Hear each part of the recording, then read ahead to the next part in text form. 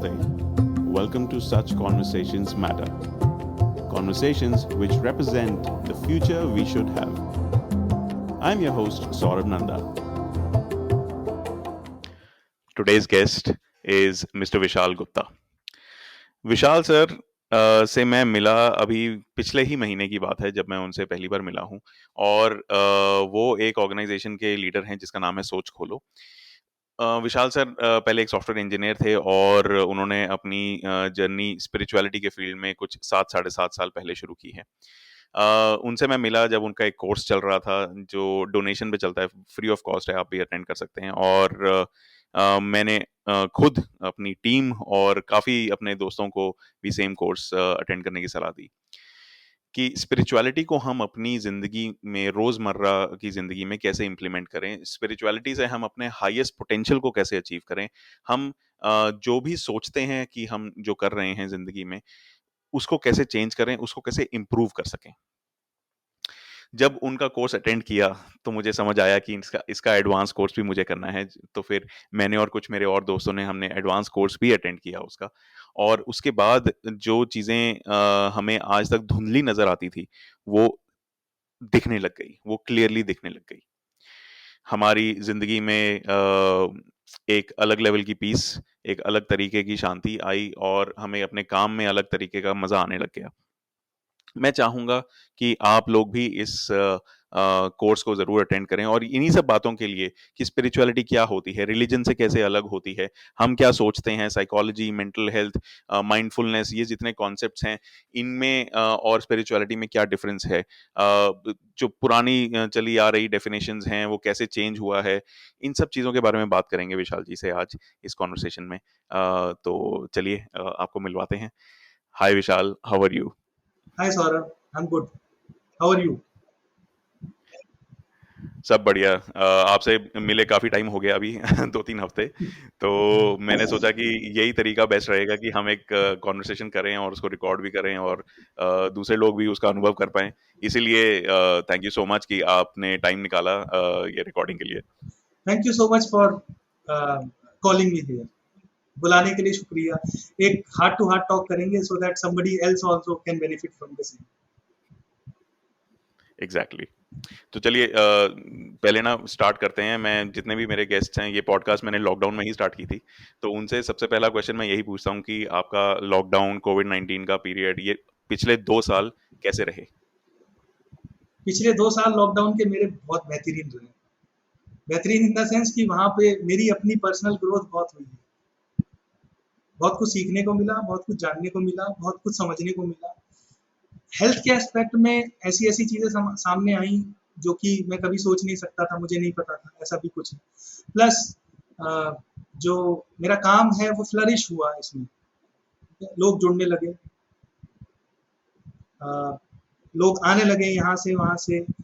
दूसरा, मैंने जो पर्सनल ग्रोथ थी, मेरी खुद की लर्निंग थी, वो भी डीपर हुई, लोगों से बात करके वो और डीपर हुई। तो मेरे लिए तो बहुत बेहतरीन पीरियड रहा है ये पिछले 2 साल का। बढ़िया।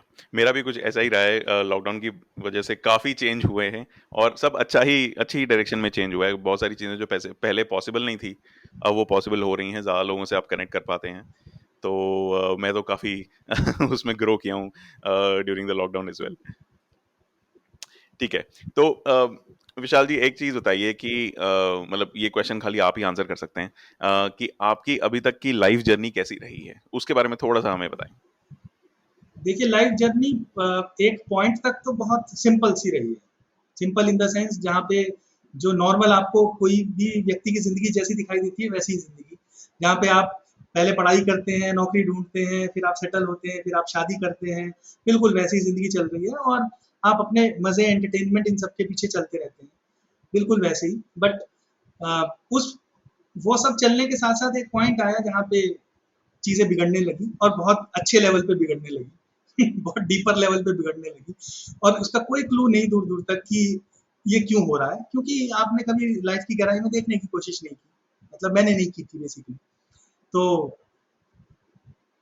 उस पॉइंट से सब तहस-नहस जैसा लगने लगा कि हाँ भाई, समझ नहीं आ रहा है क्या करें? इससे कैसे निकलेंगे? इस प्रॉब्लम से कैसे बाहर निकलेंगे?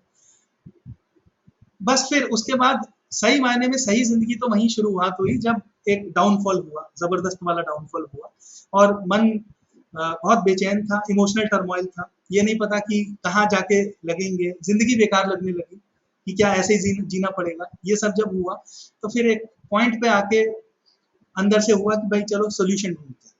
What is the solution for all this? बस जहाँ वो सॉल्यूशन ढूँढने शुरू किए तो ज़िंदगी एक दूसरी दिशा में चली गई। ज़िंदगी एक्चुअल में समझ में आने लगी होती क्या है, धीरे-धीरे। और एक अब चलते-चलते पिछले ये जर्नी जो है, जो मैं कह रहा हूँ जहाँ से सॉल्यूशन ढूँढने शुरू किए, 7 साल हो गए इस जर्नी को, ऑलमोस्ट 7 से साढ़े 7 साल। बहुत सुंदर, बहुत बेहतरीन जर्नी रही है जहाँ पे ये समझ में आया कि ज़िंदगी जो हम जी रहे हैं नॉर्मली, कोई भी व्यक्ति जो जी रहा है, वो बड़ी थकी हुई ज़िंदगी है। वो जीने लायक है ही नहीं।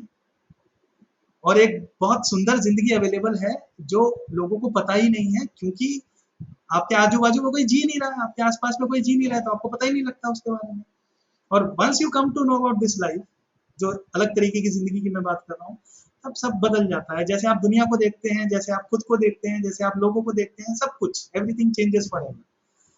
तो पहला 29 साल मैं कहूँगा वही नॉर्मल ज़िंदगी है जिसमें आप चले जा रहे हैं, ऐसे ही भेड़ चाल की तरह चले जा रहे हैं और उसके बाद 7 साल, साढ़े 7 साल बड़े सुंदर रहे, बहुत ब्यूटीफुल रहे।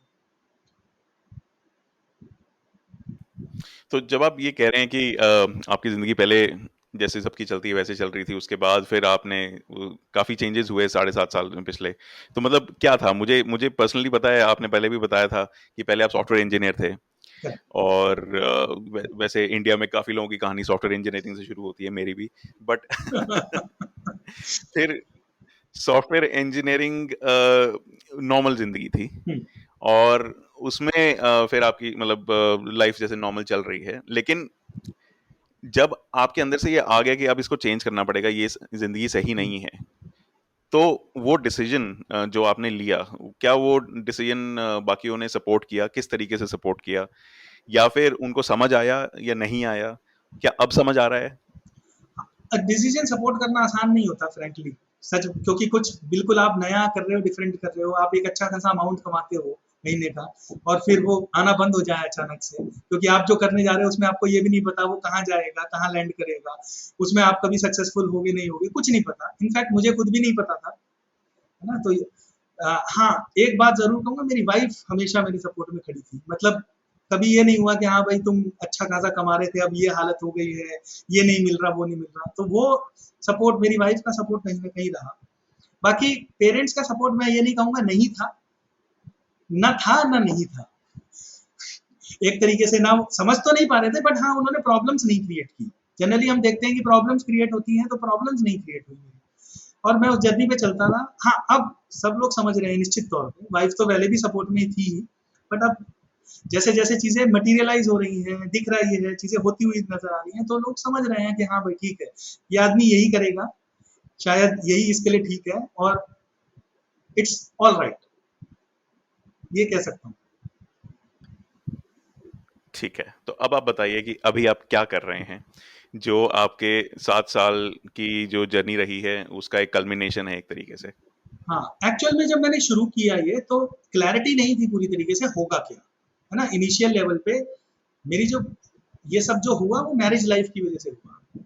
हालाँकि मैं अपने काम में अच्छा नहीं था, ये मैं फिगर आउट बहुत पहले कर चुका था। मैं अपने काम में कभी डीपर नहीं जा पाया, तो मुझे एक सैटिस्फैक्शन कभी फील ही नहीं हुई, एक फुलफिलमेंट कभी नहीं है अपने काम से। बट पैसा तो आता था, अब पैसा कैसे छोड़ दे आदमी, तो मैं उसको नहीं छोड़ पाया, मतलब उस रीज़न से नहीं छोड़ पाया। बट फिर मैरिज में बहुत सारी प्रॉब्लम्स आई। वहाँ कहीं न कहीं ये एक बात समझ में आई कि हाँ, इसको तो ठीक करना पड़ेगा क्योंकि ज़िंदगी जहन्नुम हो चुकी है ना? वहाँ से एक पहली बार जब खुद को जानने की एक प्रक्रिया शुरू हुई, तो उस प्रक्रिया के दौरान कुछ चीज़ें इम्प्लीमेंट की जिससे कुछ रिज़ल्ट आने लगे। तो ये एक बात मुझे बहुत अच्छे से समझ में आ गई कि मेरे अंदर एक टीचर बैठा हुआ है, एक व्यक्ति जो शेयर कर सकता है, जो भी उसे पता है। ठीक है, ये मैं फिगर आउट पहले भी कर चुका था, बट मैं सिखाऊँगा क्या, समझाऊँगा क्या, शेयर क्या करूँगा, मुझे नहीं पता।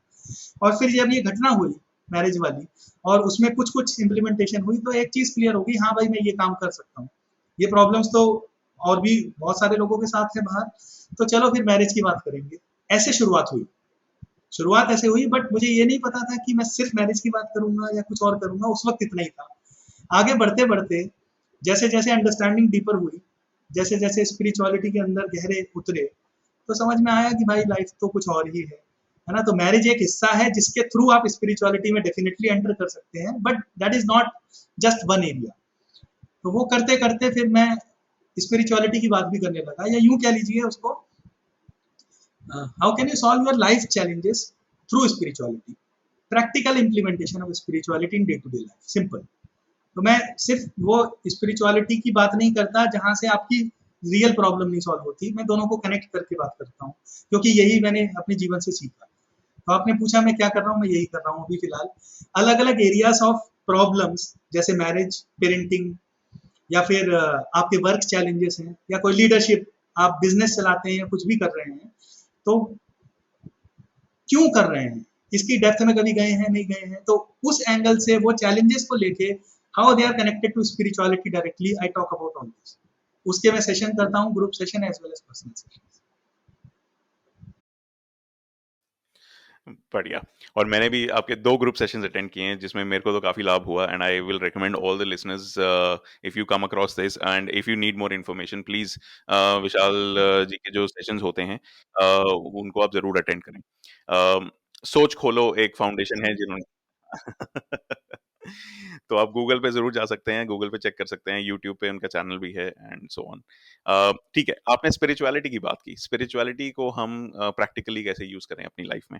तो पहले तो यही स्टार्ट करते हैं कि इसको थोड़ा डिफाइन करते हैं स्पिरिचुअलिटी को, क्योंकि आजकल इतनी ज़्यादा डेफिनेशंस हैं स्पिरिचुअलिटी के ऊपर कि हर कोई अलग तरीके से देखता है और हर कोई समझता है कि किसी न किसी तरीके से वो इस जर्नी में हैं, जो होंगे भी, मैं ये नहीं कह रहा नहीं है। लेकिन क्या वो उस डेफिनेशन के दायरे में ही बंद के रह जाते हैं, या उनको पूरी चीज़ समझ आती है कि नहीं आती है? ये एक बहुत बड़ी समस्या है जो मुझे दिखती है कि हाँ, लोगों में है। तो इसको पहले डिफाइन करेंगे सर कि स्पिरिचुअलिटी क्या है? ठीक है, आप जो कह रहे हैं बिल्कुल ठीक है, क्योंकि अगर हमने कोई भी एक डेफिनेशन पकड़ के उस पे चलना शुरू किया और उसी दायरे में बंद के रह गए, तो हम आगे नहीं बढ़ पाएंगे। ऐसा होता है, ठीक है। हालांकि मैं भी एक डेफिनेशन ही दूंगा, हमको बस वो डेफिनेशन समझ नहीं है, उसके दायरे में बंद के नहीं रहना है, दैट्स ऑल। हो सकता है उससे भी बेहतर डेफिनेशन कोई और तरीके से प्रेजेंट कर दे, तो we have to be open for it, but किसी ना किसी तरीके से उसको डिफाइन करना है, तो मैं भी एक या दो तरीके से उसको डिफाइन करने की कोशिश करता हूँ। मन हमारा जो है वो एक स्पेसिफिक तरीके से काम करता है, ठीक है। मतलब सब कुछ, जो कुछ भी दुनिया में हो रहा है, मन की वजह से हो रहा है। आपके मन में कुछ चीजें आती हैं, फिर आप उसको इम्प्लीमेंट करते हैं और उस हिसाब से आपकी जिंदगी चलती है। तो बेसिकली थॉट और इमोशंस जो हैं वो एक पर्टिकुलर तरीके से काम करते हैं, जिसको हम मन की वर्किंग बोल सकते हैं, वर्किंग ऑफ द माइंड। अब ये मन की वर्किंग एक्चुअल में मेजॉरिटी लोगों को दुनिया में समझ ही नहीं आती, ठीक है, क्योंकि वो अपने विचारों को, अपनी भावनाओं को, उनके अंदर क्या चल रहा है उसको देख नहीं पाते, उसको ऑब्जर्व नहीं कर पाते, उसको समझ नहीं पाते। तो अगर हम ये सब नहीं समझ पा रहे हैं, हमारे अंदर क्या चल रहा है, हम जो कर रहे हैं अपनी डे टू डे लाइफ में, जो एक्शंस ले रहे हैं, उसके करने के पीछे रीजन क्या है। रीजन होते हैं लोगों के पास, ऐसा नहीं रीजन नहीं होते, रीजन होते हैं, बट वो रीजन हो सकता है आपने एक्वायर की हो सोसाइटी से वो डेफिनेशंस लेके, है ये करना चाहिए, ऐसा होना चाहिए, पर आपने उसको कभी चैलेंज नहीं किया, आपने क्वेश्चन नहीं किया उसको कि भाई ये क्यों होना चाहिए, इससे मुझे क्या लाभ होता है, क्या इसको करने का कोई और, इसको करने का कोई और बेहतर रीजन भी हो सकता है क्या, which is much much deeper, much much beneficial for you, पर आपने कभी चैलेंज ही नहीं किया। तो हम कुछ ढर्रों पे चलते रहते हैं, है ना। इसको हम बोलते हैं कि एक मैकेनिकल लाइफ है। तो जब हम मन की वर्किंग को समझना शुरू करते हैं, तो हमको अपने बारे में बहुत कुछ समझ में आने लगता है। स्पिरिचुअलिटी का बेसिक यही है, यहीं से स्पिरिचुअलिटी शुरू होती है, खुद को जानना। अब खुद को जानना दो तल पे संभव है। पहला, आप जो सोचते हैं वो क्यों सोचते हैं, वो आपको मदद करता है कि नहीं। जो आप फील करते हैं वो फील होता है, उसका क्या प्रोसेस है, कैसे होता है। और जो आप एक्शन लेते हैं अपनी सोच के बेस पे, वो क्यों लेते हैं। ये सब जो आप कर रहे हैं अपनी डे टू डे लाइफ में, ये कितना बेनिफिशियल है, कितना नहीं है, ये कैसे प्रॉब्लम्स क्रिएट करता है, करेक्ट। और इस सब को हम जान के कैसे अपनी लाइफ को बदल सकते हैं, so that we come out of our own created problems, ठीक है। ये हुआ स्पिरिचुअलिटी, यानी मन को जान के अपनी लाइफ के चैलेंजेस को सॉल्व करना। स्पिरिचुअलिटी का बेसिक एम यही है। और फिर आगे जब हम इस रास्ते पे बढ़ते हैं, समझ के अपने मन को, थॉट, फीलिंग, इमोशन, एक्शन को समझते हुए जब आगे बढ़ते हैं, तो हमारी रियल आइडेंटिटी क्या है, ट्रू नेचर क्या है, ये रिवील होने लगता है। तो ये नेक्स्ट उसका लेवल है।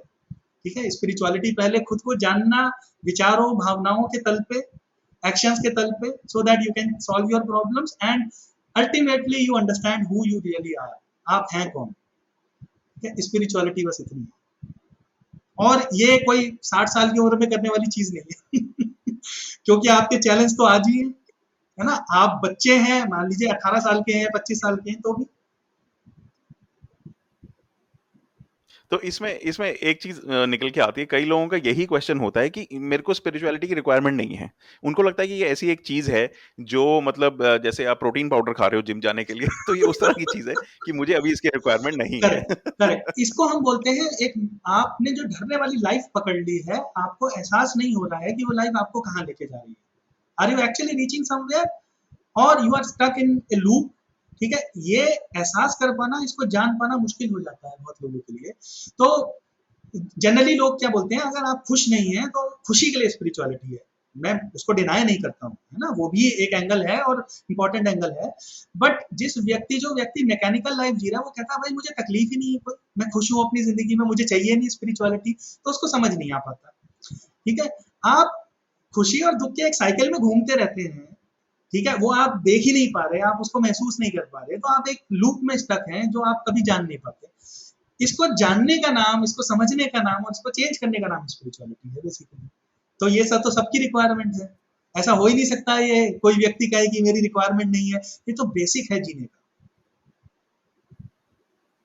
अब ये क्वेश्चन मैंने थोड़ा बाद में पूछना था, पर अब क्योंकि कॉन्वर्सेशन वहीं जा रही है, मैं ये क्वेश्चन यही है कि जो हमारा आज का एजुकेशन सिस्टम है या फिर जो हमारी लर्निंग के सोर्सेज हैं, क्या कुछ हद तक उनकी वजह से हम स्पिरिचुअलिटी को एक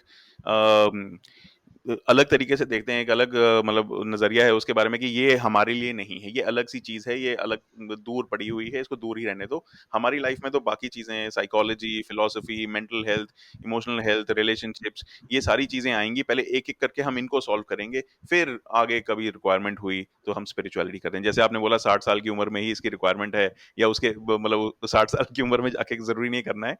लेकिन लोगों को ये लगता है कि उसी उम्र में जाके होगा, अभी तो मुझे पैसे कमाने हैं, खर्चने हैं, डिप्रेशन में जाना है, उससे निकलना है, परेशान होना है, उससे निकलना है।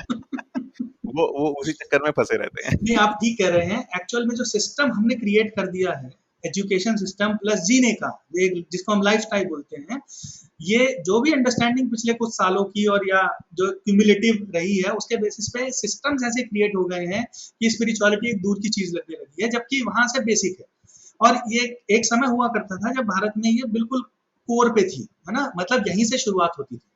और फिर कुछ ऐसी अंडरस्टैंडिंग भी हम बोल सकते हैं, हमारे शास्त्रों में ही कुछ लिखा है, 4 अलग-अलग लाइफ की बात, मतलब पहले आप ब्रह्मचर्य का जीवन जीते हैं जहाँ आप गुरु के पास रहते हैं, फिर आप गृहस्थ आश्रम में जीते हैं, उसके बाद एक वानप्रस्थ बोलते हैं जिसमें आप थोड़ा सेक्लूशन में जाते हैं, और फिर संन्यास ले लेते हैं। एक्चुअल में जिस समय पे ये टर्मिनोलॉजीज दी गई, ये सब कुछ दिया गया, उस समय पे माहौल ऐसा था।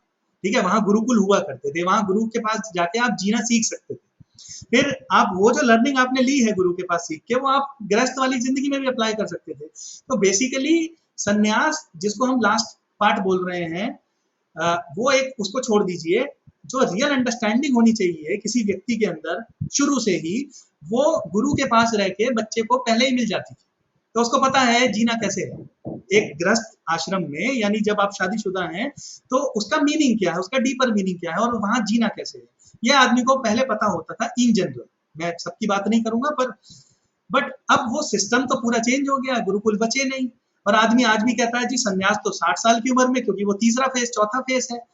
ये अपने आप में एक तरीके का झोल हो गया है। अब क्योंकि वो सिस्टम्स नहीं बचे, क्योंकि आप गुरु के पास नहीं जाते, वहां रह के आप सीखते नहीं है जीने का तरीका, इसलिए आपको बचपन से ही, यानी एक एज जहां पे आप समझ सकें, आपको ये सब समझने की रिक्वायरमेंट है, ताकि आप गृहस्थ आश्रम में जब जाएं, यानी जब आप मैरिड हो, तो आपको पता हो कि ये सक्सेसफुल कैसे हो सकता है। जिस तरीके से जो लर्निंग हमारी हो रही है, जो एजुकेशन हमारा है, वो कभी हमें ये नहीं सिखा पाएगा कि एक रिलेशनशिप सही मायने में निभाया कैसे जाता है। It is not possible. इसीलिए तो आप देख रहे हैं कितनी कोचिंग और इतनी सारी चीजें पिक्चर में आ रही है। वो आई इसलिए रही है क्योंकि इतनी सारी प्रॉब्लम बढ़ती जा रही है। आप वो एजुकेशन लेके एक धर्रे पे चलते रहते हैं, फिर आप देखते हैं जी बीवी से नहीं बन रही, हस्बैंड से नहीं बन रही, बच्चा बात नहीं सुनता है और 100 प्रॉब्लम्स आप फेस करते हैं, डिप्रेशन में जाते हैं, कोई मेंटल हेल्थ डिजीज से सफर करते हैं, कुछ होता है। तब आपको एहसास होता है नहीं भाई मुझे ये प्रॉब्लम सॉल्व करनी है, तब आप थोड़ा या तो साइकोलॉजी की तरफ जाते हैं या किसी और तरफ जाते हैं, है ना? आप वहाँ थोड़ा रुक करते हैं तो फिर आपको पता लगता है अच्छा स्पिरिचुअलिटी नाम की कोई चीज़ भी है। मैं कहूँगा स्पिरिचुअलिटी हर चीज़ के बेस में है। तो ये इतना इम्पोर्टेंट एक फाउंडेशन है। लेकिन लोगों को लगता है कि अगर हम इसकी तरफ जाएं अभी भी, मतलब अभी हम थोड़ा सा मिथ को ही थोड़ा जितने भी मिथ्स हैं इसके around, let's just try to dispel them a little. लोगों को ये लगता है कि अगर मैं लाइफ में कुछ अचीव करना चाहता हूं तो फिर मैं स्पिरिचुअलिटी की तरफ नहीं जा सकता। फिर मुझे मतलब वो जितने नेगेटिव इमोशंस हैं, एंगर, फ्रस्ट्रेशन, उनको कल्टीवेट करना है, उनको बढ़ावा देना है ताकि मैं गुस्से में करके मैं कुछ अचीव कर लूं, या फिर मुझे किसी को दिखाना है, मुझे किसी से बदला लेना है और मैं बहुत अच्छा अचीव कर लूंगा। स्पोर्ट्समैन जैसे बहुत बिलीव करते हैं, हमारे वो ग्रुप में भी एक कॉन्वर्सेशन ऐसी हुई थी एक बार। और बहुत सारे बच्चे हैं जो कोचिंग ले रहे हैं, जैसे आपने बताया, वो कोचिंग के लिए लगातार एक ही चीज पे फोकस, और मतलब बाकी सब छोड़ दो और ये बाकी चीजों को इग्नोर करो, ये सारी चीजें बताई जाती हैं पीक परफॉर्मेंस के लिए। लेकिन जब भी आप किसी परफॉर्मेंस कोच से बात करेंगे, लाइफ कोच से बात करेंगे, बहुत बड़े कोई पहाड़ चढ़ के आए हैं, अलग अलग पीक्स को क्लाइम करके आए हैं, वो सब आपको यही स्पिरिचुअलिटी के ही कुछ बातें बताएंगे जो उन्होंने खुद एक्सपीरियंस से सीखी हैं। अब ये जो प्रॉब्लम है इसके लिए मतलब ये कैसे हुआ कि स्पिरिचुअलिटी को हमने एक सॉफ्ट तरीके की चीज मान ली जिससे हम लाइफ में कुछ अचीव नहीं कर सकते? ये आपको कैसा लगता है कि ये ऐसा ट्रेंड, ऐसा बिहेवियर, ऐसे थॉट, ऐसी अंडरस्टैंडिंग कैसे बनी है?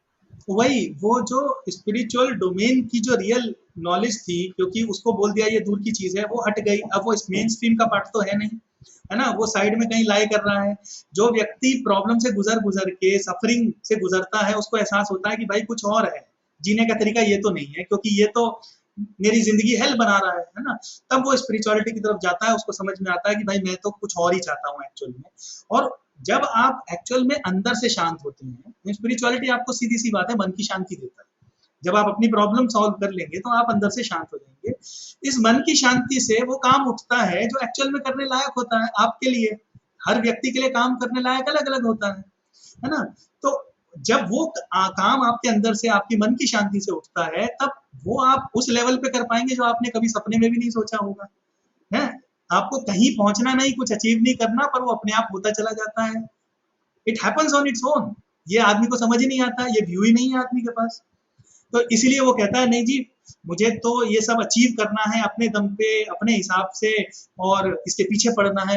ये सब करने की जरूरत होती ही नहीं है। स्पिरिचुअलिटी यही तो सिखा रही है कि जो भी करने लायक है जिंदगी में आपके थ्रू, वो आपको समझ में भी आएगा और आप उस पर लगातार कंसिस्टेंटली काम भी करते रहेंगे और आप अंदर से शांत भी रहेंगे और वो काम भी होते रहेंगे। तो वो अचीवमेंट जितनी होनी है वो अपने आप होती चली जाएगी। ये बात इतनी सिंपल है, पर आदमी समझ नहीं पाता, क्योंकि उसको वही बात है, एक क्लाउड बना हुआ है ना, एक अंदर मन के अंदर जाला बना हुआ है कि भाई ये ऐसा होता है वैसा होता है, पता है नहीं। आप आओगे अपने मिथ को तोड़ने की कोशिश करोगे, अपने बिलीफ सिस्टम को ब्रेक करने की कोशिश करोगे, तो ये चीजें क्लियर हो जाएंगी। अब स्पिरिचुअलिटी से रिलेटेड, जैसे आपने बोला भारत में एक समय पर एकदम कोर में था, मतलब हर चीजों की कॉन्वर्सेशंस के बीच में जो मेन एसेंस होता था वो स्पिरिचुअलिटी से ही शुरू होता था। अब कुछ पिछले 2000 सालों में हमने तो वो खो दिया है। अब लेकिन जो पिछले, जब मैं ये इंडस्ट्रियल रेवोल्यूशन के बाद की जो बात है, 17वीं सदी के बाद की जो बातें हैं, वहां पर हमने देखा टेक्नोलॉजी एक ऐसा एलिमेंट है जो पहले एग्जिस्ट नहीं करता था, अब वो बहुत ज्यादा तरीके से एग्जिस्ट करता है। अभी हर चीज में टेक्नोलॉजी इन्वॉल्व है, और उसकी वजह से हर चीज को हम कैटेगराइज कर पा रहे हैं, हर चीज को हम और डिटेल में जा पा रहे हैं, समझ पा रहे हैं, और कई जगह पे हम जानबूझ के उसको लॉजिकल तरीके से समझते हैं।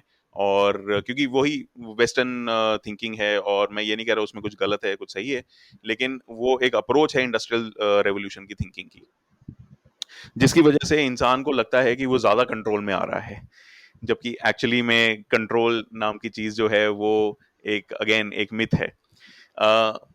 जब ये कंट्रोल के पीछे कोई भी इंसान भागेगा तो फिर ऑटोमेटिक सी बात है कि वो सिंपल से सिंपल कॉन्सेप्ट को भी समझने के लिए रेडी नहीं होगा, क्योंकि उसको लगता है कि ये जब तक मैंने खुद एक्सपीरियंस नहीं किया, ये मेरे साथ ये मैं इसको मान नहीं सकता।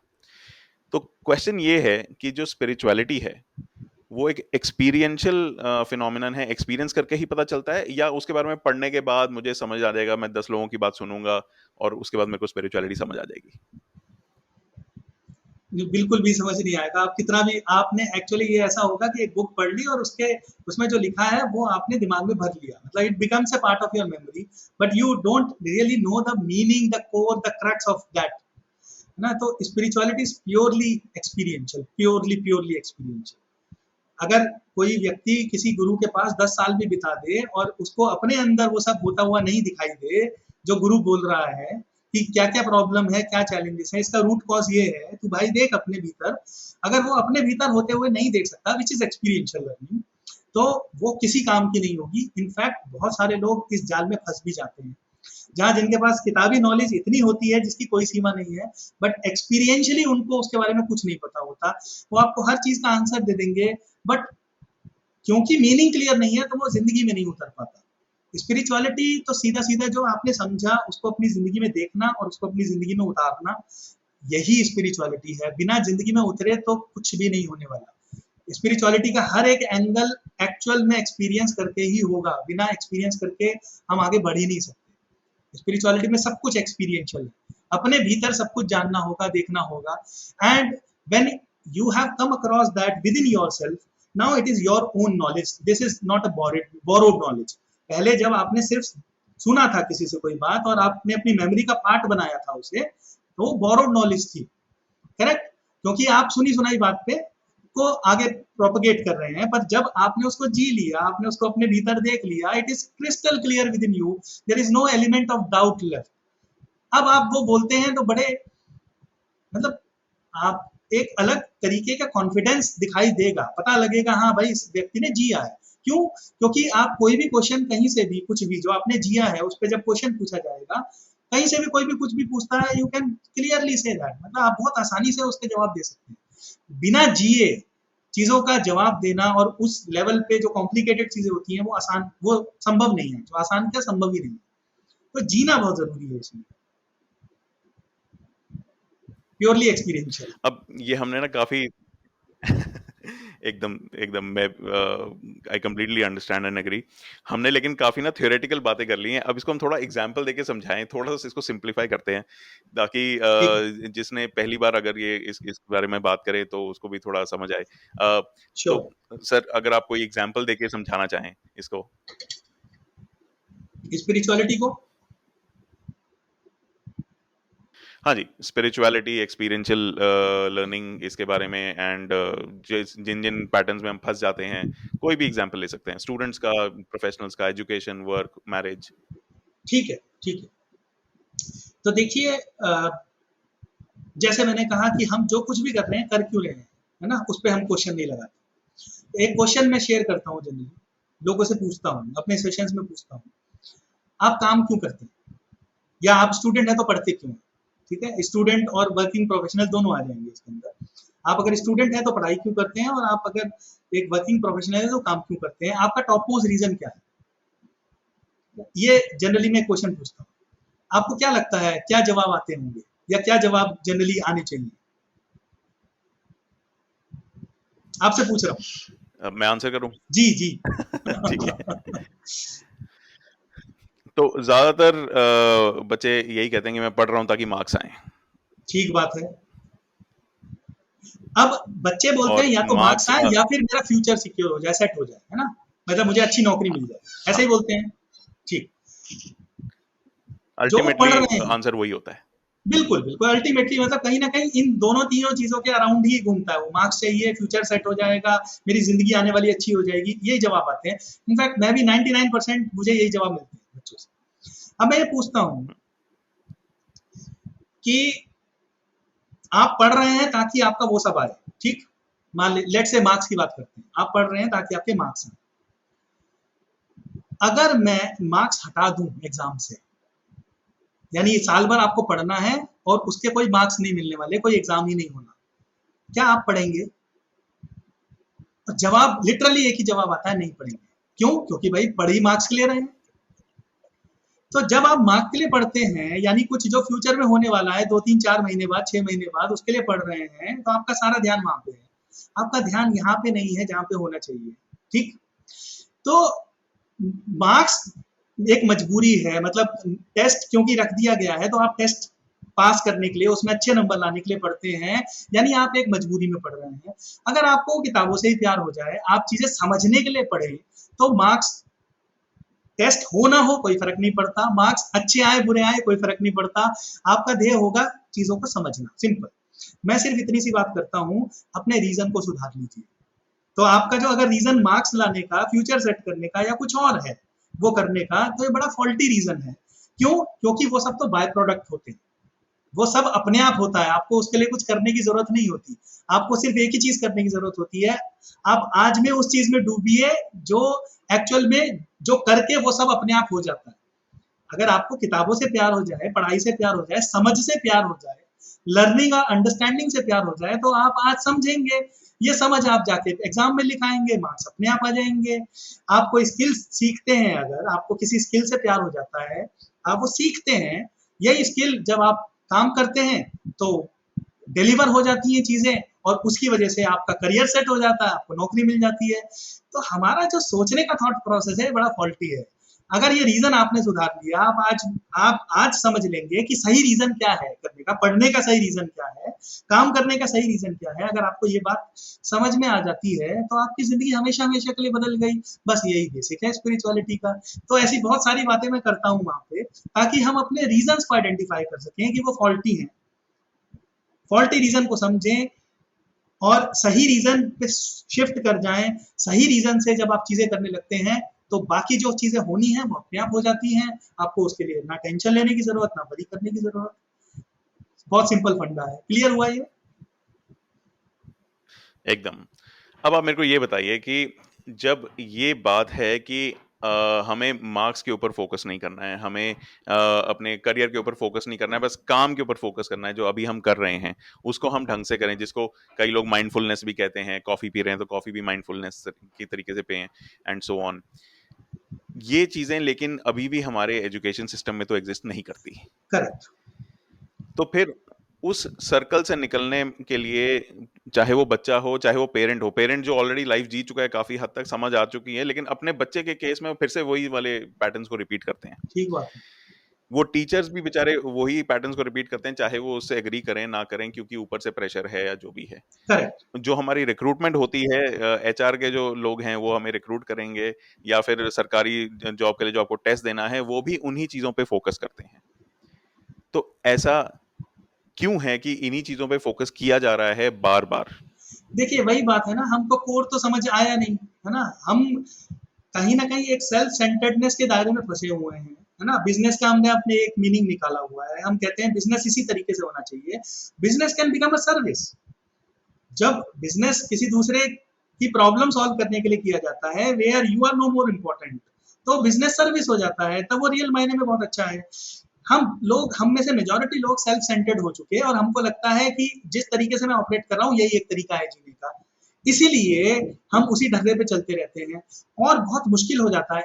ऐसा नहीं कि जिस व्यक्ति को इस बात का एहसास हो जाता है वो स्कूल कॉलेज में अप्रोच भी करता है इस चीज को इंट्रोड्यूस करने के लिए, ताकि बात समझ। प्रॉब्लम ये है, अगर वहाँ का मैनेजमेंट, वहाँ का जो भी होल एंड सोल्ड कोई हेड है, वो व्यक्ति अगर सेल्फ सेंटर्डनेस से ऑपरेट कर रहा है, उसके लिए वो सिर्फ बिजनेस है, it is not a service, वो ये चीज समझ ही नहीं पाएगा। वो कहेगा नहीं नहीं नहीं, ये तो मैं नहीं कर सकता, ठीक है, क्योंकि इससे पता नहीं। अगर आप अपने मिथ को ब्रेक कर लें, आपको बात समझ में आ जाए, तो फिर आपको समझ में आएगा हाँ ये स्टूडेंट्स के लिए भी बहुत अच्छा है। तो कुछ ऐसे स्कूल कॉलेजेस निश्चित तौर पे होते हैं जहाँ हेड ऐसी कोई बात समझ ले, वो फिर इंट्रोड्यूस करता है इन चीजों को। अगर फुल टाइम नहीं भी कर सकता, तो वो पार्ट टाइम अलग अलग तरीके से किसी ना किसी तरीके से कुछ सेशंस इंट्रोड्यूस करा के लोग करा रहे हैं। सो इट ऑल डिपेंड्स कि हम अपनी कॉन्शियसनेस के लेवल पे कितना ग्रो कर पाए हैं, है ना। हमारी चेतना अगर ऊपर उठती है, हमको चीजें क्लियरली साफ साफ दिखाई देती हैं, समझ में आती हैं, तो फिर हम समझ पाएंगे कि हाँ दीज आर इम्पोर्टेंट, और फिर हम उसको इंट्रोड्यूस खुद भी कराएंगे और ऐसे लोगों को अप्रोच भी करेंगे जो ये काम कर रहे हो। मैं काफी लोगों को जानता हूँ जो एजुकेशन में घुसने की कोशिश कर रहे हैं just because they understand if the youth, है ना, जो बच्चा है हमारा, आज का बच्चा है, अगर उसको ये सब बातें समझ में आ गई, वो सही तरीके से जीना शुरू करे, वो उस पर फोकस करे जिस पे करना है, तो उसका फ्यूचर अपने आप क्रिएट हो जाएगा। वो सेल्फ सेंटर्ड भी नहीं बचेगा और उसकी जिंदगी डेडिकेटेड होगी as a service to the society, और उसके बदले में उसको वो सब मिल जाएगा जो उसको चाहिए सही एक जीवन जीने के लिए, है ना। है बहुत सिंपल, बट अपनी सेल्फ सेंटर्डनेस से बाहर आना आसान नहीं है। अपने थॉट प्रोसेस को देख पाना कि मैं कैसे अपने मुझे चाहिए और ऐसे ही मिलेगा, मैं इससे चिपका हुआ हूँ, इसको देख नहीं पाते, इसको नहीं देख रहे हैं, इसीलिए सेल्फ सेंटर्डनेस से सब कुछ ऑपरेट हो रहा है, हम निकल नहीं पा रहे हैं जाल से। सर यहाँ पर ना एक बात आती है टैंजिबल और इनटैंजिबल रिजल्ट्स की, ठीक है, कि टैंजिबल रिजल्ट्स वो हैं जैसे मेरे बैंक अकाउंट में सैलरी आ गई, वो टैंजिबल है। ठीक बात है। लेकिन मेरे एग्जाम में मार्क्स आ गए, वो टैंजिबल हैं, चाहे मुझे समझ आया हो ना आया हो, लेकिन वो ठीक टैंजिबल है बात है। रिजल्ट्स। जब हम स्पिरिचुअलिटी की बात कर रहे हैं, जब हम ये वाली सारी डिस्कशन कर रहे हैं, तो वहां पर ये सब मन में है, समझ भी आता है, रियलाइज भी होता है, फील भी होता है, और उसके बाद भी लोग अभी भी टेंजिबल रिजल्ट्स और टेंजिबल चीजों के पीछे भागते रहते हैं। टेंजिबल मैं कहूंगा कि मतलब जिसको आप देख सकते हैं, समझ मैं सकते हैं, समझ रहा राइट। हूँ। हिंदी में एग्जैक्ट मेरे को वर्ड समझ नहीं आ रहा मैं क्या बोलूं, बट हाँ, इसको कहीं ना कहीं मैं मटेरियलिज्म से भी इक्वेट करूंगा कि अगर मैंने गाड़ी खरीद ली तो मैं लाइफ में सक्सेसफुल हूँ, ठीक बात। चाहे मैं अंदर से जितना मर्जी परेशान हूँ, क्योंकि सामने वाले को भी फर्क नहीं पड़ता कि आप अंदर से पीसफुल हो कि नहीं, उसको ये फर्क पड़ता है कि आपने गाड़ी खरीदी कि नहीं खरीदी। करेक्ट। इस चक्कर से ये जो प्रॉब्लम, ये सबसे बड़ा जो मुझे लगता है ऑब्स्टिकल है, इससे बचने का सबसे अच्छा तरीका क्या है कि जब भी ऐसा कोई थॉट प्रोसेस आए उससे हम कैसे चैलेंज करें? देखिए, इसमें दो बातें आती हैं। जो व्यक्ति समझना चाहता है वो तो बच सकता है, वो समझ के बच सकता है ना। जो व्यक्ति समझना ही नहीं चाहता, अभी मान लीजिए कोई किसी को जाके समझाया जाता है और वो कहता है नहीं नहीं ये मेरे लिए है ही नहीं, तो वहां तो फिर कुछ नहीं हो सकता। Let's be very clear on that. ठीक है, तो तभी मैंने कहा जब हम सेल्फ सेंटर्डनेस वाला जीवन जी रहे हैं और फिर कोई चीज हमारे सामने आती है तो हम उसको सिरे से नकार देते हैं, हम कहते हैं नहीं नहीं ये मुझे चाहिए ही नहीं, या ये मेरे लिए है ही नहीं। तो जो व्यक्ति ये सब समझने के लिए तैयार नहीं है, वहां समझाया नहीं जा सकता। It is not possible for anyone.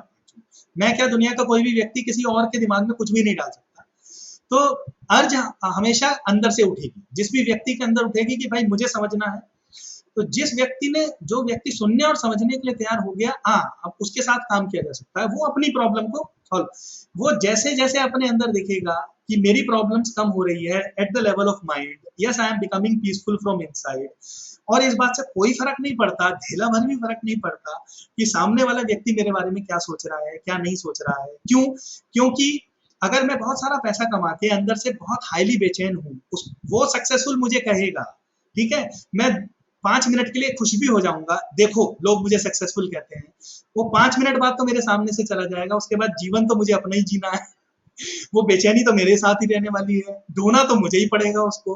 तो जिस व्यक्ति ने ये अंदर झांकना शुरू कर दिया, उसको बहुत अच्छे से समझ में आ जाएगा कोई मेरे बारे में बाहर से देख के क्या परसीव कर रहा है क्या नहीं, ये बिल्कुल इममटीरियल बात है। मैं अंदर से ठीक हूं या नहीं हूं, यही मैटर है। इसीलिए इनटेंजिबिलिटी is not a problem at all, है ना।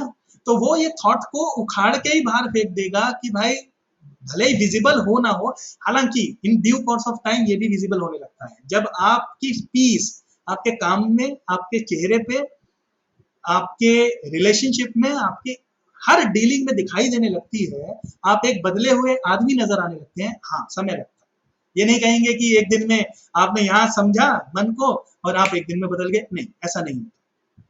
ठीक है, आप, हम जहां भी इस जर्नी में खड़े हुए हैं उस बेसिस पे कुछ प्रैक्टिसेस हैं, कुछ अंडरस्टैंडिंग है, ये जितना हम अप्लाई करते हैं, हम देखते हैं कि हम अपनी परेशानियों से बाहर निकलने लगते हैं। तो जिस व्यक्ति ने थोड़ा सा भी, जो व्यक्ति अपनी परेशानी से बाहर निकलने लगता है, उसको बहुत बहुत क्लियर हो जाता है कि intangible doesn't matter at all. मैं अंदर से कैसा महसूस कर रहा हूँ, मैं कैसा हो रहा हूँ, ये मैटर करता है। बाहर वाला मुझे कैसे परसीव कर रहा है, ये बिल्कुल मैटर नहीं करता। और in due course of time जब वो बदलता है तो उसके रिलेशनशिप में, उसकी डीलिंग्स में, उसके काम में सब कुछ नजर आता है कि yes he is no more the same, he or she is no more the same person. तब वो टेंजिबल रिजल्ट भी नजर आते हैं। बट उसमें समय लगता है, और हम भागती दुनिया वाले हैं, तो हमें समय तो हम देना ही नहीं चाहते किसी चीज को। ये मेंटालिटी बदलनी पड़ेगी। ठीक है। अब एक और जो मिथ आता है, जैसे कि आप और मैं हम प्रिविलेज बैकग्राउंड से आते हैं। मैं ये नहीं कह रहा हूँ कि हम बहुत बड़े अमीरज़ादे हैं, हमारे फैमिली ट्रस्ट में बहुत करोड़ों रुपए हैं, बट इंडिया के हिसाब से हम प्रिविलेज बैकग्राउंड से आते हैं ठीक। कि हमारे पास एक सेफ्टी नेट है फैमिली का, हम्म। एक फैमिली इनकम का, कि कल को हमने सोच लिया आज की, अगर जैसे आपने 7 साल पहले एक डिसीजन लिया कि हाँ, मेरे को इस रास्ते पे चलना है, या फिर कई मेरे जैसे लोग हैं जो अपनी खुद की कंपनी शुरू कर रहे हैं अच्छी खासी नौकरी छोड़ के, तो हमारे पास ये ऑप्शन रहता है कि हम ये सारी चीजें कर सकें, इन चीजों को समझ सकें। पर कोई इंसान, और इंडिया जैसी कंट्री में ये बहुत एक बहुत रेलिवेंट इशू है कि जिसको ये नहीं पता कि रात की रोटी कैसे आएगी, कब आएगी, किस तरीके से आएगी, वो इन चीजों पे कैसे फोकस करे जब वो उन्हीं चक्करों में या उन्हीं चीजों में फंसा हुआ है, क्योंकि वो अपनी जगह पे एकदम सही है। तो कई लोगों का मानना ये है कि अगर आप एक ऐसे बैकग्राउंड से आते हैं जहाँ प्रिविलेज है, पैसा है थोड़ा बहुत, आप संभल जाएंगे, आप ये एक्सपेरिमेंट कर सकते हैं हम्म। स्पिरिचुअलिटी का। नहीं तो नहीं कर सकते, नहीं तो आपको उसी सर्कल में जाना ही पड़ेगा। देखिए, मैं ये बात एक्चुअल में कुछ हद तक ठीक है, जो आपने कहा है वो ठीक भी है। भूखे पेट भजन ना होए गोपाला, सुना होगा आपने, है ना? ये एक्चुअल में ऐसा ही है कि क्योंकि आपको ये भी नहीं पता आप रात को रोटी खाएंगे कि नहीं खाएंगे, आप भूखे पेट सोएंगे, तो इसलिए एक बेसिक लेवल, मैं अब ये नहीं कह रहा हूँ वो बेसिक कितना होना चाहिए, मैं बिल्कुल नहीं बात कर रहा हूँ, आपको कम से कम आप उस लेवल तक उठ जाएं जहां पे अब आपको ये डर ना बचे कि हाँ भाई मैं कल रोटी खाऊंगा कि नहीं खाऊंगा, बस इतना। ठीक है, ये इसको मैं मिनिमम रिक्वायरमेंट कहता हूँ for majority of the people. हालांकि इसमें भी कुछ एक्सेप्शंस हो सकती हैं, ठीक है, पर वो एक्सेप्शंस ही हैं। ठीक है, कुछ कबीर साहब जैसे लोग, कुछ रैदास जैसे लोग जिनका कुछ नहीं पता कि है, पर वो इतने गहरे चले गए स्पिरिचुअलिटी में, वो एक्सेप्शंस ही हैं।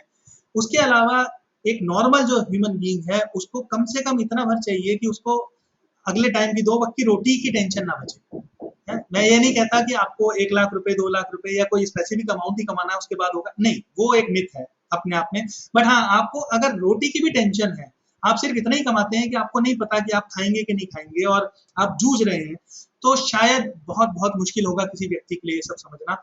आपको मेहनत करके कम से कम एक मिनिमम भर लेवल तक आना पड़ेगा, जिससे आपको जो आपकी बहुत बेसिक नेसेसिटी है, जिसको मैं कहता हूँ एक रेंट की छत, ठीक है, रेंट की बोल रहा हूँ, अपनी नहीं बोल रहा कि हाँ भाई आपको पता है कि आप एक छत के नीचे सो रहे हैं और जहाँ जिसका आप किराया दे सकते हैं, ठीक है, और आपको 2 टाइम खाने को मिले और आपको बहुत बेसिक कपड़े पहनने को मिले, इसको मैं बेसिक नेसेसिटी बोलता हूँ।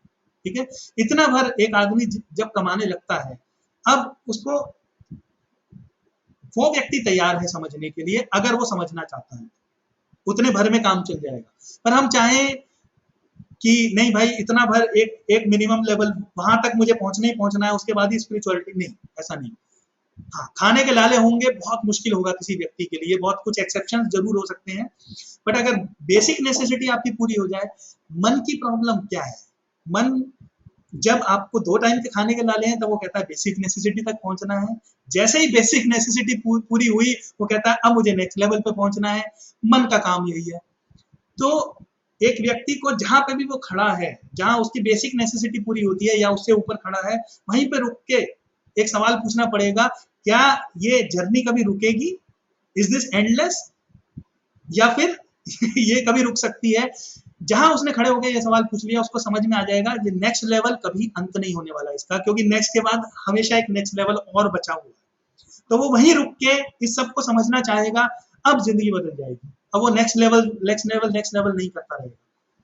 अब उसको समझ में आ जाएगा कि हाँ, यहीं रह के मुझे समझना है और फिर स्पिरिचुअलिटी के बेस पे जिंदगी जीनी है, ताकि वो जीने लायक हो, जिसमें सुकून हो, शांति हो, जिसमें रिलेशनशिप अच्छे हो, जिसमें काम में आप डूब सकें, जिसमें आप हेल्थ की तरफ भी ध्यान दे सकें, ओवरऑल आप वो कर सकें जो करने लायक है एक्चुअल में, सही मायने में, और वो शांति से, शांत मन से। अब यहाँ पर जब आपने बात की कि कोई, क्योंकि उसको कोई लिमिट नहीं है कि हाँ मेरे को इतना चाहिए, इतना कितना चाहिए, तब तक आप मतलब ये करेंगे। यहाँ पर जब इंसान परेशान होता है और जब उसको लगता है कि जो भी उसने लेवल सेट किया हुआ है अपना उसको नहीं मिल रहा, चाहे सैलरी हो, घर हो, जो भी है उसने मटेरियलिस्टिक जो भी अपने आइडियल्स बनाए हैं, जब उसको वो नहीं मिल रहे हैं, तब वो रिलीजन का साथ लेता है।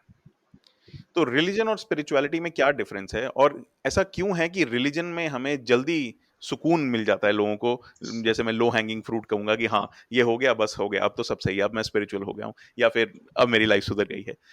और स्पिरिचुअलिटी में जाने में क्यों तकलीफ है?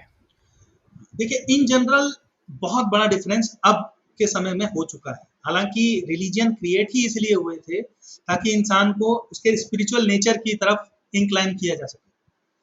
ना हम जिनकी बात करते हैं, हम चाहे बुद्धा की बात करें, महावीर की बात करें, चाहे हम प्रॉफिट मोहम्मद साहब की बात करें, चाहे हम जीसस क्राइस्ट की बात करें, चाहे हम गुरु नानक जी की बात करें, हम किसी की भी बात करें, इन्होंने जीवन वो जिया जो जीने लायक था, और उसके बाद कुछ इन्होंने तरीके दिए कि आप ये करेंगे तो फिर आप अपने रियल नेचर तक पहुंच सकते हैं, एक तरीका बताया।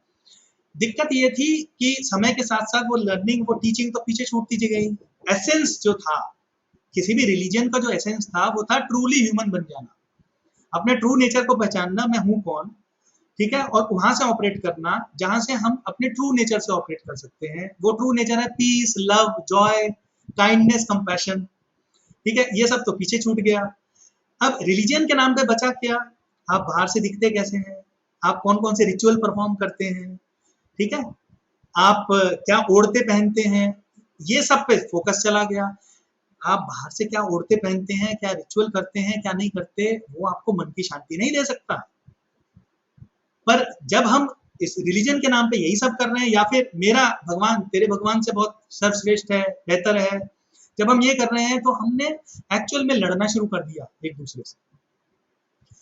तो रिलीजियन एक्चुअल में आपको कंफर्ट इसलिए दे पाता है क्योंकि वो करने में कोई तकलीफ नहीं है ना, उससे खुद को बदलना नहीं पाता, बदलने की जरूरत ही नहीं है कहीं ना कहीं, उससे उसमें तकलीफ नहीं है, उसमें अपने रियल नेचर तक पहुंचने के लिए मेहनत नहीं करनी पड़ेगी, उसमें मन को प्यूरिफाई नहीं करना पड़ेगा, है ना। आप अगर सेल्फिशनेस से ऑपरेट कर रहे हैं, दूसरे का बुरा भी चाहते हैं, तो भी आप उसको बदलने के लिए कुछ कर नहीं रहे।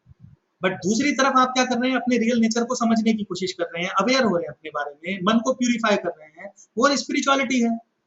तो मन को समझना आसान काम नहीं है, अपने बिलीफ सिस्टम को तोड़ना कोई आसान काम नहीं है।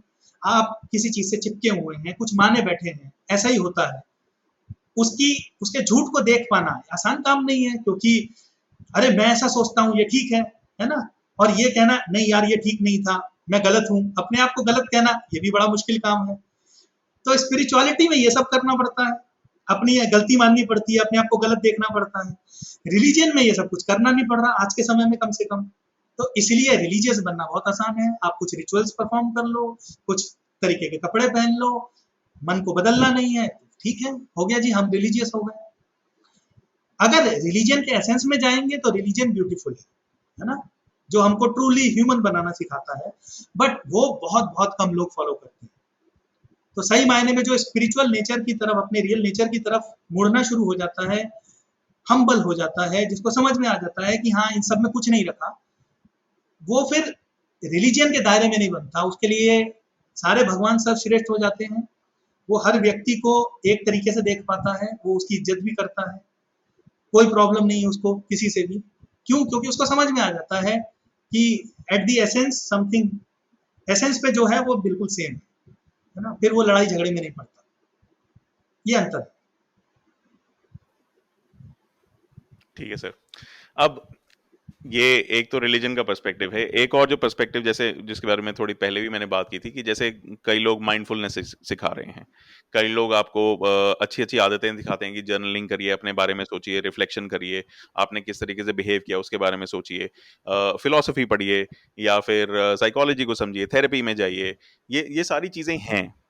और ज्यादातर ये जो मोडालिटीज हैं, इनको मैं मोडालिटी कहूंगा, कि ज्यादातर जो मोडालिटीज हैं ये अपने अपने जगह पर काम कर रही हैं, लेकिन तब भी ये इन सब के प्रैक्टिशनर्स जो हैं, इन सब के जो प्रैक्टिशनर्स भी हैं और जो टीचर्स हैं, फैसिलिटेटर्स हैं, वो भी कहीं ना कहीं अपनी ही बात को मनवाने के चक्कर में कई बार मेन जो फाउंडेशनल अंडरस्टैंडिंग है जो स्पिरिचुअलिटी की, उससे थोड़ा दूर हो जाते हैं। जिसकी वजह से थोड़ी सी और कंफ्यूजन होती है। बहुत ही कम साइकोलॉजिस्ट मैंने देखे हैं, जैसे एक साइकोलॉजिस्ट जिनका मैंने कोर्स लास्ट ईयर अटेंड किया था, और जिन्होंने मेरे को इंट्रोड्यूस किया था, उनके साथ भी मैंने एक एपिसोड किया है, श्रीकांत, जो बैंगलोर से हैं।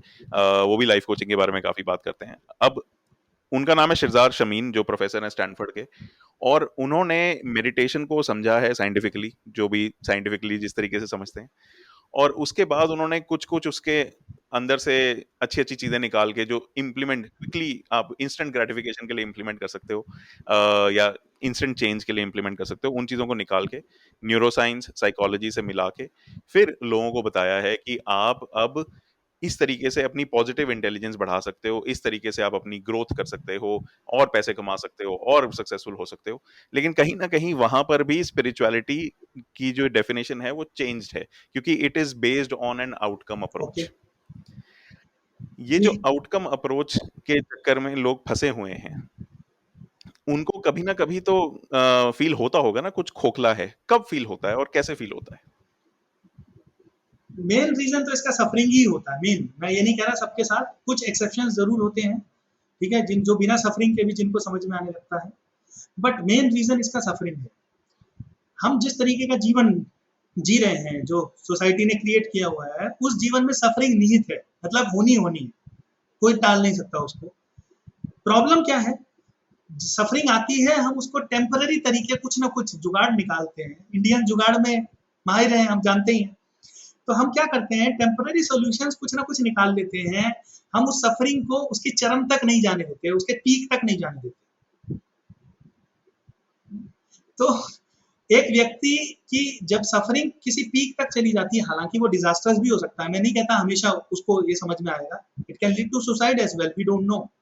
बट जब सफरिंग एक हद से, एक सीमा से आगे निकल जाती है, जब आदमी झेलने लायक नहीं बचता, जब वो कहता है नहीं यार ऐसा जीना जीना नहीं है, ऐसे जीना तो इससे मर जाना बेहतर है, ऐसे विचार आते हैं, और फिर वो अगर सॉल्यूशन ढूंढने चलता है, तो फिर हाई चांस है कि वो फिर ये आउटकम अप्रोच से बाहर निकल पाएगा, उसको स्पिरिचुअलिटी का रियल मीनिंग समझ में आएगा। ये सफरिंग अपने आप में बड़ी सुंदर चीज है।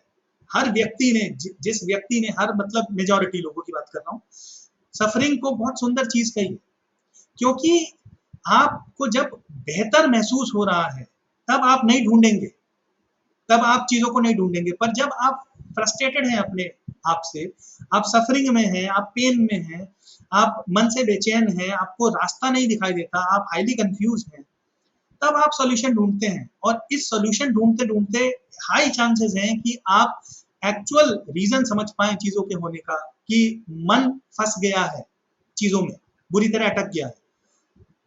तो ये सफरिंग कहीं ना कहीं मेजॉरिटी लोग, मेरे लिए भी यही था, जैसा मैंने कहा मैरिज से शुरुआत हुई है ना। हालांकि इनिशियल लेवल पे मैं सिर्फ मैरिज की बात करने की सोच रहा था, बट जैसे जैसे डीपर गए तो समझ में आया नहीं नहीं बहुत बड़ा खेल है। तो कोई भी सफरिंग, वो हेल्थ की हो सकती है, रिलेशनशिप की हो सकती है, आपके काम की हो सकती है, फाइनेंस, जॉब, बिजनेस, कुछ भी, एनीथिंग। ये सफरिंग एक पीक तक अगर चली गई और आपसे झिल नहीं रही और आप सॉल्यूशन ढूंढना चाहते हैं, तब कहीं एक चांस हो सकता है कि आप रियल स्पिरिचुअलिटी जो है, जहां पे सफरिंग रिमूवल की बात की जाती है, आप वहां तक पहुंच पाए, आप समझ पाए एक्चुअली ये है क्या। और जिस व्यक्ति को समझ में आ जाता है कि बिना स्पिरिचुअल हुए, यानी वो आउटकम की अप्रोच जो है कि ये मिल जाएगा तो मैं खुश हूँ, वो मिल जाएगा तो खुश हूँ, इससे जीवन नहीं चलने वाला सही। इस अप्रोच से टोटली बाहर निकल जाना, समझ बढ़ाते बढ़ाते, वो है सही स्पिरिचुअलिटी। तो उस पे जो आदमी बढ़ने के लिए तैयार हो गया और इसको समझ में आने लगा, जो इम्प्लीमेंट करने लगा, वो निकल जाएगा, निश्चित तौर पर निकल जाएगा, और वो देखेगा कि जिंदगी बड़ी सुंदर है। तो जो साइकोलॉजिस्ट और काउंसलर्स या कुछ आप और लोगों की बात कर रहे हैं, उनमें से डेफिनेटली कुछ लोग ऐसे होते होंगे जो सिखा तो एक लिमिटेड चीज रहे हैं, बट उनकी अंडरस्टैंडिंग डीपर लेवल की बिल्कुल हो सकती है। और वो सिखा लिमिटेड चीज इसलिए रहे हैं क्योंकि जो कंज्यूमर है, मेजॉरिटी कंज्यूमर है, वो एक सीमित अंडरस्टैंडिंग ही लेना चाहता है, वो अपनी सिर्फ टेम्पररी प्रॉब्लम सॉल्व करना चाहता है, वो लाइफ के सारे चैलेंजेस सॉल्व नहीं करना चाहता। तो जब वो टेम्पररी, डिमांड और सप्लाई वाली बात आ जाती है, तो जब डिमांड टेम्पररी चीजों को ठीक करने की ज्यादा जरूरी है, तो इसलिए मेजॉरिटी लोग उसी पे काम करते हैं। मैं उसको गलत बिल्कुल नहीं कर रहा हूँ। एक व्यक्ति की अगर डीपर लेवल की अंडरस्टैंडिंग खुद की है, वो जी सही तरीके से रहा है, स्पिरिचुअल नेचर अपना समझ चुका है, और उसके बाद कोई टेम्पररी सॉल्यूशन भी प्रोवाइड कर रहा है, it's all right. There is no problem. But किसी व्यक्ति को अपनी प्रॉब्लम सारी सॉल्व करने के लिए लिटरली डीपर लेवल पे जाना ही पड़ेगा। There is no other solution actually.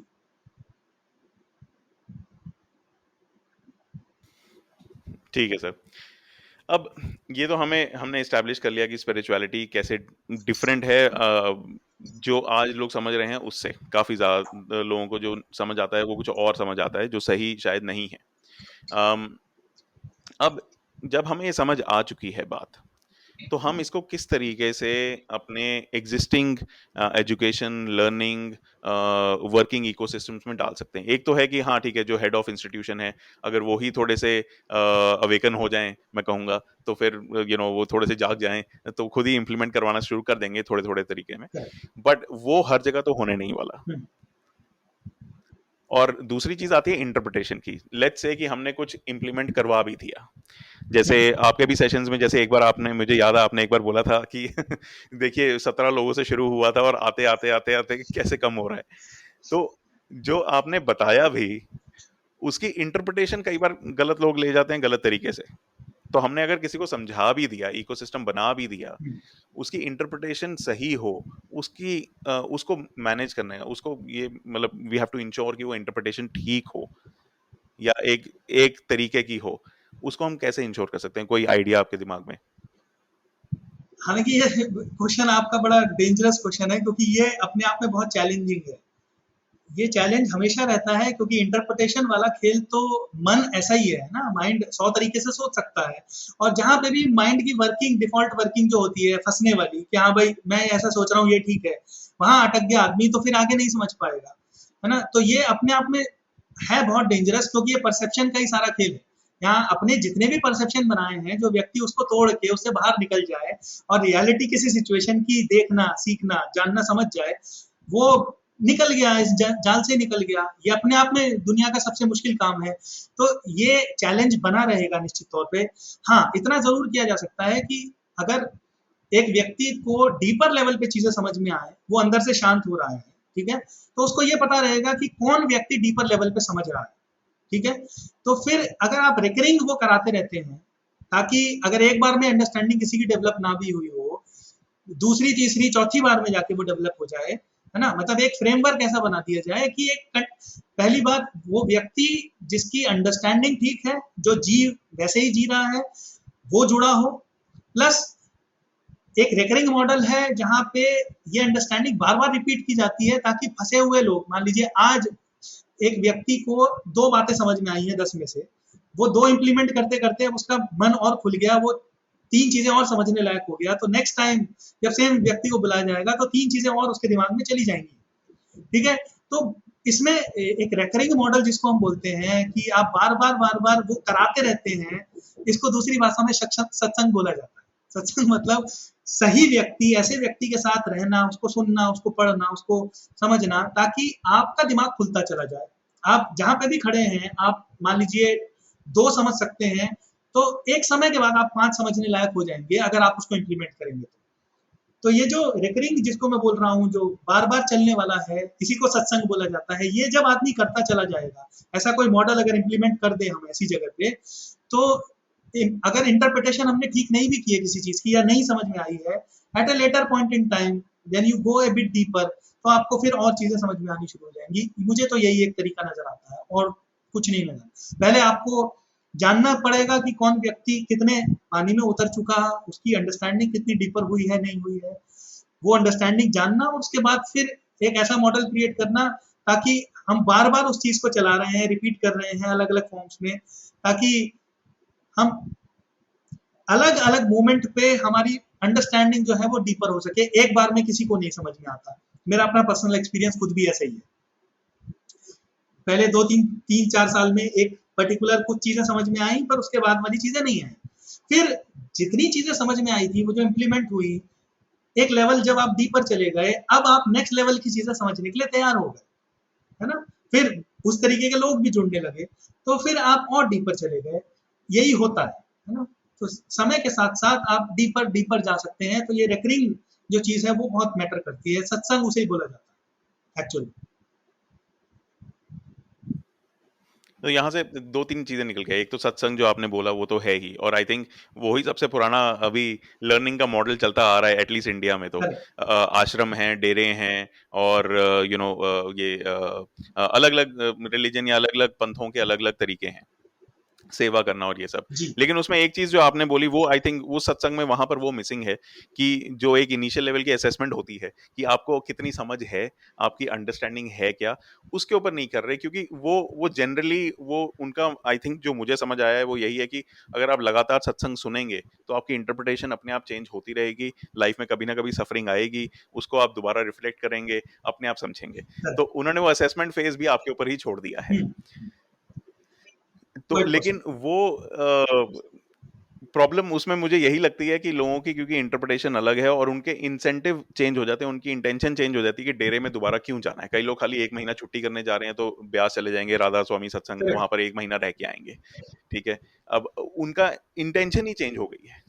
हुँ, तो आई थिंक एक तो वो मॉडल पे हमें डेफिनेटली सोचना पड़ेगा। दूसरा मुझे यही लगता है कि और ये सभी लिसनर्स के लिए भी है। आई थिंक अगर आपको ये कॉन्वर्सेशन में ये समझ आया है कि स्पिरिचुअलिटी आपकी क्रिटिकल रीजनिंग इंप्रूव करती है, क्योंकि आप हर चीज के बारे में क्वेश्चन कर सकते हैं, अच्छे तरीके से डीप लेवल पे जाके क्वेश्चन कर सकते हैं। आपके लेवल ऑफ हैप्पीनेस नहीं कहूंगा मैं, लेकिन आपकी सफरिंग रिड्यूस होती है क्योंकि आप हर चीज को ऑब्जर्व करके आगे बढ़ सकते हैं। आप जो लोग कहते हैं कि हम अपने रिलेशनशिप में स्टक हो गए या ब्रेकअप के बाद स्टक हो गए, आप मूव ऑन कर सकते हैं अगर आप ज्यादा स्पिरिचुअल हैं। ये सारी चीजें आपको स्पिरिचुअलिटी से मिल जाती हैं, ये सारी चीजें आपको इस तरीके के पाथ से मिल जाती हैं जो विशाल सर अपने सेशंस में भी करवाते हैं। Sir thank you so much, आपने इतना टाइम निकाला। आखिरी के 2 क्वेश्चन पूछूंगा छोटे छोटे। श्योर। पहला क्वेश्चन पहला क्वेश्चन है कि अगर आप किसी अभी यंग स्टूडेंट्स या प्रोफेशनल्स को कोई करियर एडवाइस देना चाहें तो किस टाइप की करियर एडवाइस देंगे? मैं सिर्फ़ एक यही कहूँगा, उसमें आपका रीज़न ठीक होना चाहिए। Your work should be a service to the humanity, simple. जो भी आपकी स्किल है, उस स्किल में गहरे से गहरा उतरना है, फियरलेस हो जाना है ना? और उसको चुनने के लिए आपको समय लेना चाहिए। ऐसा नहीं कि हाँ, इसमें बहुत पैसा है तो यहाँ चलता हूँ, नहीं, वो कभी नहीं काम करेगा। आपके अंदर क्या है ना? आप किस चीज़ से रिलेट कर पा रहे हैं, वो बहुत मैटर करता है। तो आपको ढूँढना वो है जो आपके लिए बना है, आप जिसके लिए बने हैं। जब आप उसको ढूँढते हैं और उसको सिर्फ़ पैसे के लिए इस्तेमाल नहीं करते, जैसा कि मैंने कहा पैसा बाय प्रोडक्ट है। आप उसको काम करते हैं as a service to humanity through your skills. तो बस वर्किंग प्रोफेशनल और जो आपने स्टूडेंट की बात कही, स्टूडेंट को आज में जीना है, पढ़ना है समझने के लिए। वर्किंग प्रोफेशनल को वो चुनना है जो जिसमें वो गहरे से गहरा जा सके, जिसमें डीप इन्वॉल्वमेंट हो उसका, और वो वर्क सर्विस हो जाए ह्यूमैनिटी के लिए, सिंपल थ्रू हिज स्किल्स। इतना ही बोलना चाहूंगा। Amazing.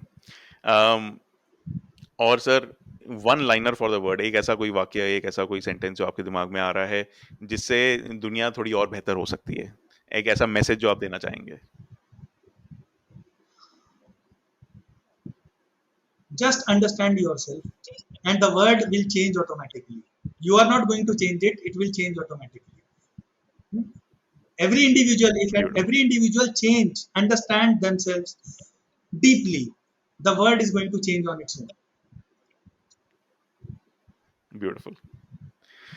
Well, thank you so much, Vishal sir, for taking out time and having this long, wonderful conversation. I know मैंने बहुत सारे repetitive questions पूछे आपसे, but आपने बहुत patiently answer किया. Thank you so much for that. बिल्कुल भी नहीं रिपीटेटिव, कुछ भी नहीं था, and I really enjoyed answering all that. Thank you so much Saurabh बुलाने के लिए, है ना? मैं ऐसी हार्टफुल कन्वर्सेशंस मैं बहुत पसंद करता हूँ, and I have had great time with you in the sessions as well. तो आपने बुलाया तो I was eager to come, and I enjoyed a lot talking to you.